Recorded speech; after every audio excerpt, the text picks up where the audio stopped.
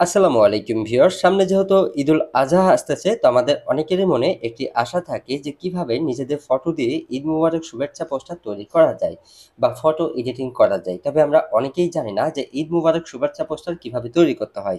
এই যে আমাদের স্ক্রিনে যে পোস্টারগুলো দেখতেছেন, আপনারা চাইলে আপনাদের নিজেদের ফটো দিয়ে ঈদ মুবারক শুভেচ্ছা পোস্টার তৈরি করতে পারবেন আপনার মোবাইল ফোন থেকেই, তাও আবার মাত্র একটা ক্লিকে। তো এই ধরনের ঈদ মুবারক শুভেচ্ছা পোস্টার কিভাবে তৈরি করবেন আপনাদের নিজেদের ফটো দিয়ে, চলুন আমি আপনাদেরকে দেখিয়ে দিতেছি।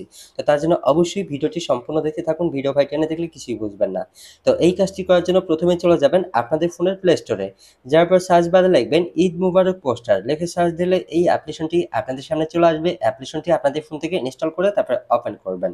তো যেহেতু আমাদের ইনস্টল করা আছে, জাস্ট আমরা ওপেন করলাম।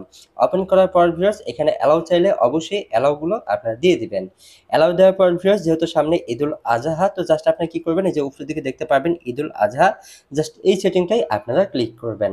এই সেটিংটায় ক্লিক করার পর ভিউয়ার্স, নিচের দিকে দেখতে পারবেন ঈদুল আজহার যে সকল পোস্টার আছে নতুন নতুন, সেই সকল পোস্টার আপনাদের সামনে শো করবে। তো এইখান থেকে যেই পোস্টারটা আপনার কাছে ভালো লাগে সেই পোস্টারটাই জাস্ট আপনারা ক্লিক করবেন।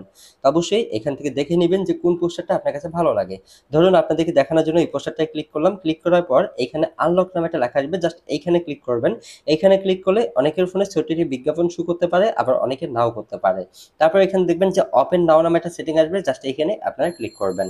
এইখানে ক্লিক করার পর ভিউয়ার্স, নিচের দিকে দুটো সেটিং আসবে এবং কি পোস্টারটা ওপেন হবে। নিচের দিকে দেখতে পারবেন গ্যালারি নামে একটা সেটিং, জাস্ট এইখানে ক্লিক করবেন। গ্যালারিতে ক্লিক করার পর আপনাদের ফোনের গ্যালারিতে নিয়ে চলে যাবে। তারপরে এইখান থেকে যেই ফটো দিয়ে আপনার ছবিটা এডিটিং করতে চান, আপনাদের সেই ফটোটা এখান থেকে সিলেক্ট করবেন। সিলেক্ট করার পর নিচের দিকে দেখবেন ডোন্ট ক্রপ, জাস্ট এইখানে আপনারা ক্লিক করবেন।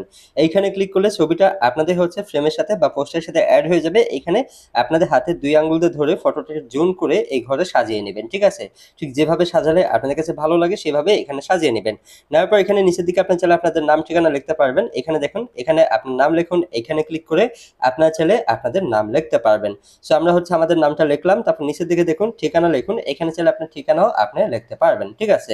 তো লেখার পর এখন আসি যে এই ফটোটা কিভাবে আপনাদের ফোনের গ্যালারিতে সেভ করবেন। তো গ্যালারিতে সেভ করার জন্য এই যে উপরের দিকে দেখতে পারবেন সেভ নামে একটা সেটিং, জাস্ট এখানে ক্লিক করবেন, তাহলেই সেই ফটোটা আপনাদের ফোনের গ্যালারিতে সেভ হয়ে যাবে। তারপর এই ফটোটা আপনি চাইলে আপনাদের ফেসবুকে বা বন্ধুদের সাথে আপনারা শেয়ার করতে পারবেন। তো আশা করি বুঝতে পারছেন যে ঈদুল আজহা উপলক্ষে শুভেচ্ছা পোস্টার কিভাবে তৈরি করবেন আপনাদের নিজেদের ফটো দিয়ে। তো এই ছিল ভিডিও।